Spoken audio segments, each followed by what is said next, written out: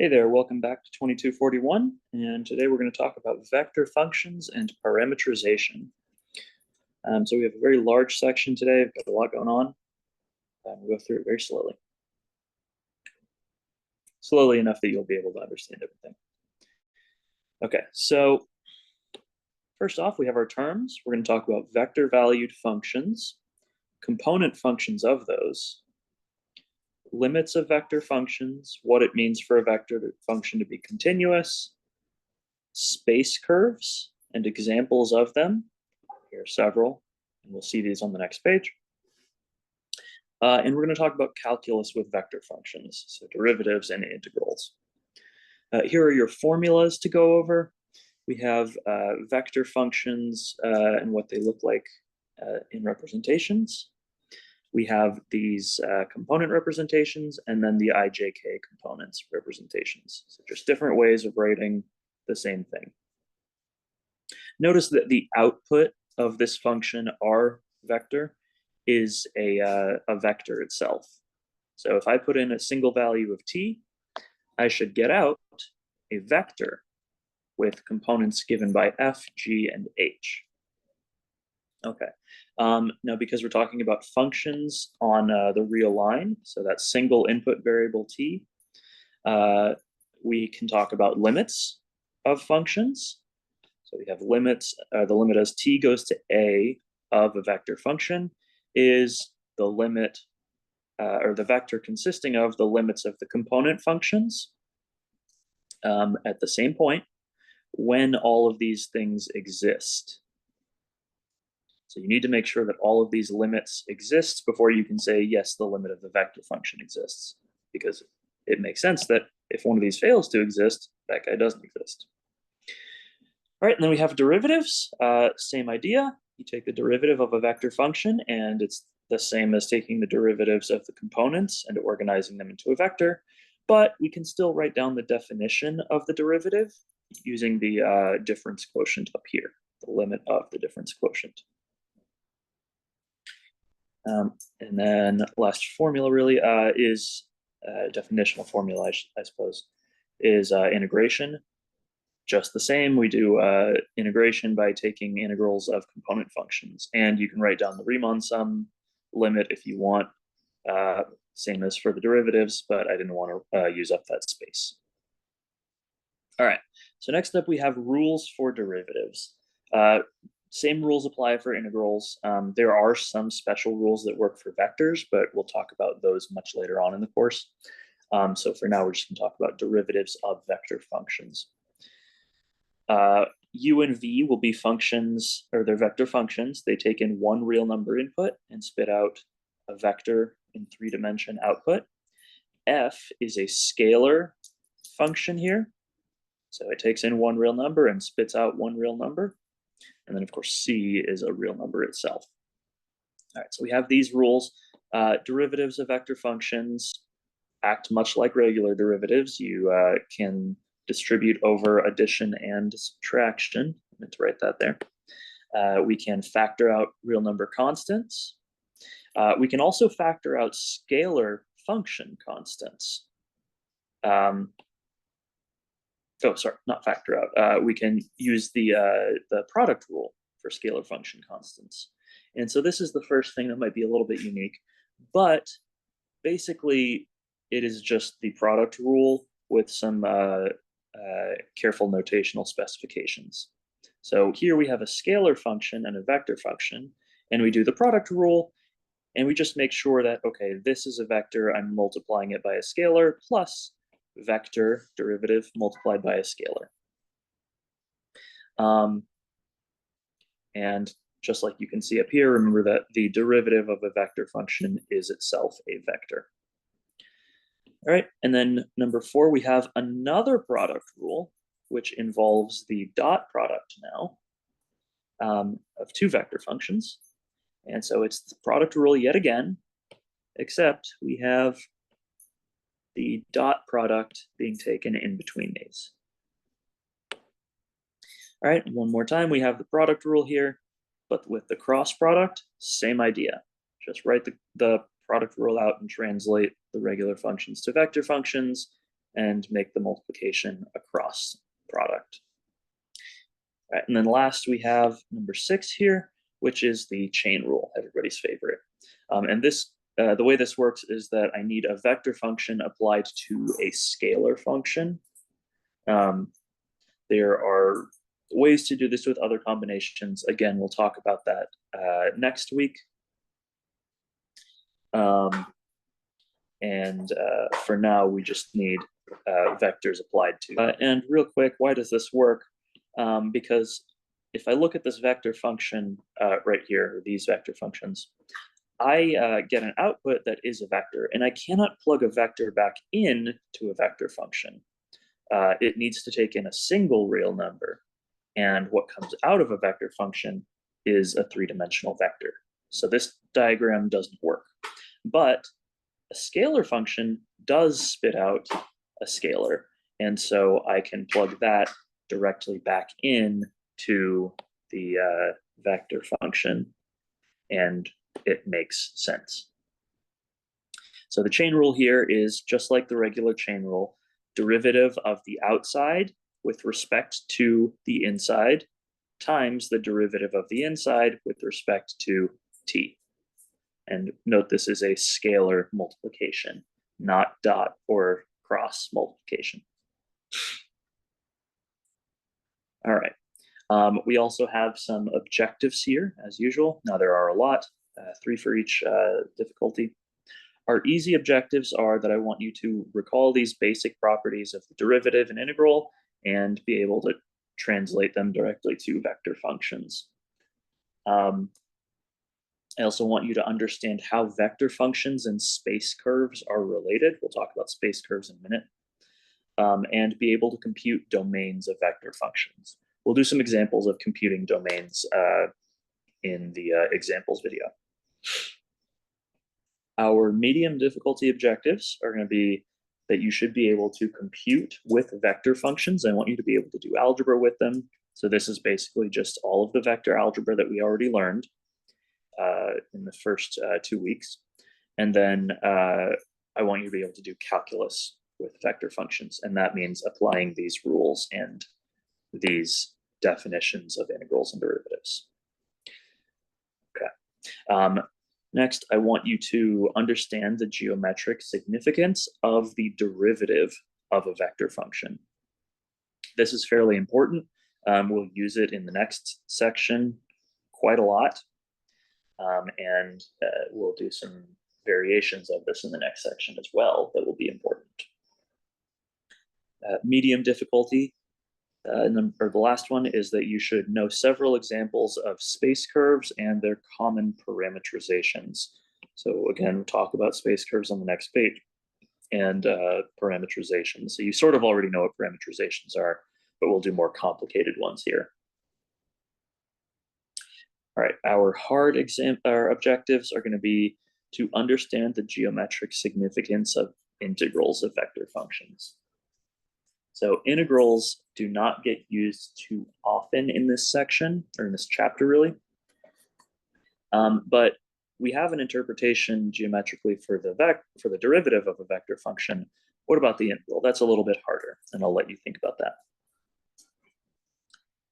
Next, we have that you should be able to easily reparametrize space curves.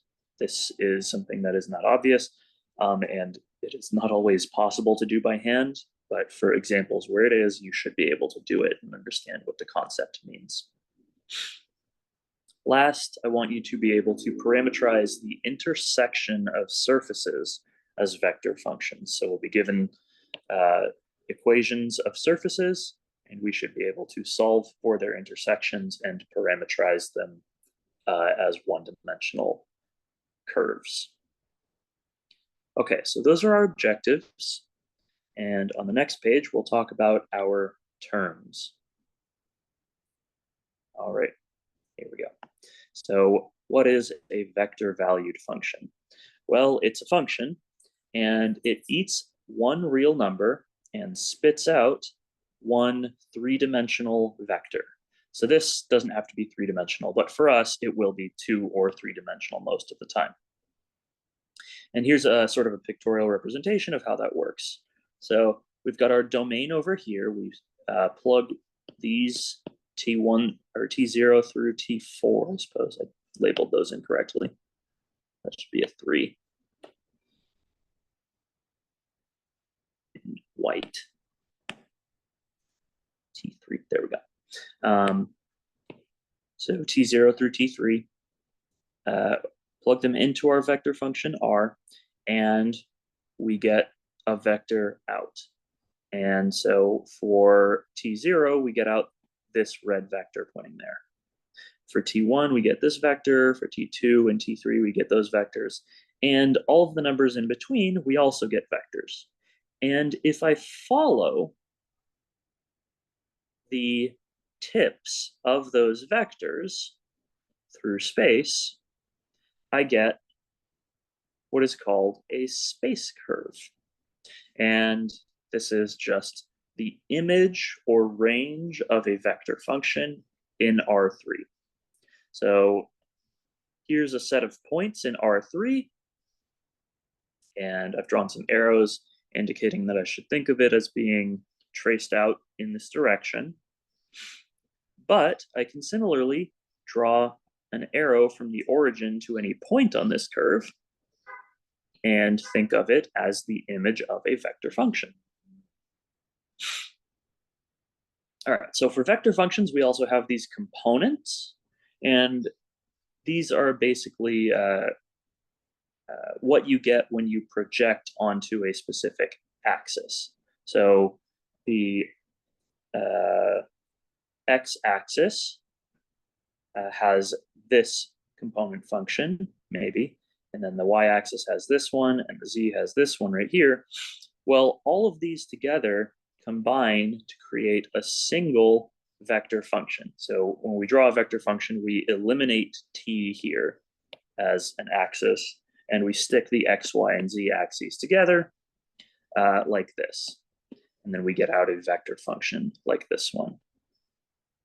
And that vector function should follow the paths traced out by f, g, and h here, the components. All right, limits of vector functions. So same picture over here, we have our domain, and here we have a limit at a that we want to compute. Well, limits are easiest to think about using sequences. So we have a sequence of points in the domain converging to a, and we pass that through R and the limit function. And let's see, we've got a vector function that looks like this. So T0 maps to that vector. T1 maps to this vector. And we have this whole vector curve being traced out, sequence of points, sequence of vectors. And here is A. So as T converges to A, we have this set of points. I guess this is technically converging from the left. And the limit is this open circle point right here, the vector pointing to that open circle. But the value of R of A is up here, the vector pointing over there. And so these two vectors are not equal, thus the limit of R is not equal to the value of R at A. So we have this little teleporting discontinuity here. The limit from the right, or as t approaches A from the right, would be going backwards along this curve. And that limit would exist because these points converge to that one. And that is the value of R at that point. Now, this is an example of a discontinuous vector function. A continuous vector function is one that satisfies the limit condition. You take a sequence of points converging to A, and the limit of the outputs should be the value of the function at that point. If you haven't seen this before, there is a nice way of interpreting continuous functions by thinking this. So a continuous function is one which commutes with limits. So this is what it means for a function to be continuous. You get to pass a limit through it. If f continuous. And so the limit as t goes to a of t is clearly a, and would you look at that, we get our standard continuity condition in terms of limits. Okay, so that's what it means to be continuous. And up here, this function is not continuous at the point A, but it is continuous everywhere else. It's a smooth curve, and you can see that.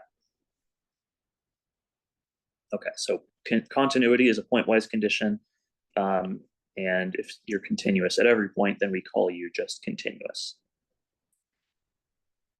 All right, so going back to our space curves, just to reiterate, space curve is the image or range of a vector function. It's this traced out path. And then the derivative of a vector function is another vector, but what does that vector represent? It is the vector tangent to the space curve at that point. So I plug in a value of t, and my vector function points here. I then take the derivative of my vector function and plug in the same value of t, and I get a vector pointing in that direction, which I should interpret as being started at the end of the function value and pointing tangent to the curve right there. So we have several of these, one tangent vector here, one tangent vector here, and one tangent vector here. Over here, there is no tangent vector because we have a corner, a sharp corner, and we learned that things like absolute value or piecewise functions may not have derivatives at every point. The other thing is that some of these vectors have different sizes, as you can see, and the size of that vector indicates how quickly this curve is being traced out given the parametrization you've written into your vector function. So there are many different ways to parameterize space curves, but different parametrizations might say, all right, I'm going to trace this out really, really slowly, all the way up here, and slowly, maybe I'll speed up a little bit, and then slow down again, and we'll go through. Whereas other parametrizations might say, all right, I'm just going to speed through this whole thing, and then I'll stop right here and slow down for a little bit, and then I'll speed through the rest. So parametrizations have a speed associated with them. All right, last we have the integral of a vector function, and like I said, I'm going to let you think about that one. So I did not draw a picture of it for you. But here's one way to start. Think about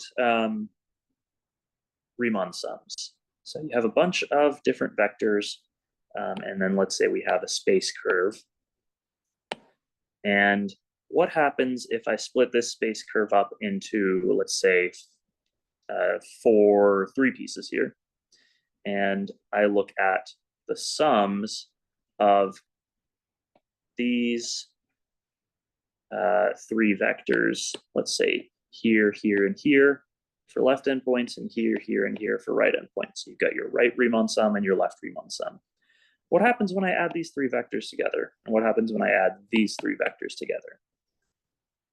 You should get some idea of what an integral of a vector function is from that. All right, so now going back into space curves, we have some classical examples here. Oh, and you know what? It may actually be helpful to recall average values for this. That's all I'm going to say. All right, so here's some classical examples of space curves. We have the helix, which is a corkscrew, basically. Our helices will go infinitely in either direction. And these guys have orientations associated with them. So these are left and right-handed corkscrews here. Same for the toroidal spiral. So this is a corkscrew that has been rotated into a circle and then connected at the ends. This guy kind of goes like this, and then just kind of spirals around the outside of a donut. That's why it's called a toroidal spiral, because it's on the surface of a torus. All right, next up we have the trefoil knot, which looks like this. These guys are kind of cool. They are probably the simplest knot that is not the same as a circle. So you cannot untangle this guy by moving pieces around here and there and sliding ropes over each other to make it look like a circle. It just doesn't have the same orientations. All right, and last is the twisted cubic. This is kind of a neat one. It's got some algebraic interest. And it's a little hard to understand here, but basically you have this thing that kind of comes in from the positive y, negative z, and negative x up here in kind of a cubic motion, and then goes back out, reflected across the y-axis. And so if you project it onto the zx plane, so all of the points go over this way to this plane, the curve that you get as the projection is the x cubed curve. And that's why it's called the twisted cubic, because it's a cubic curve that's been sort of twisted around in space. All right, so those are our terms, and that's a basic overview of vector functions and parametrization. And we will talk about examples in the next video.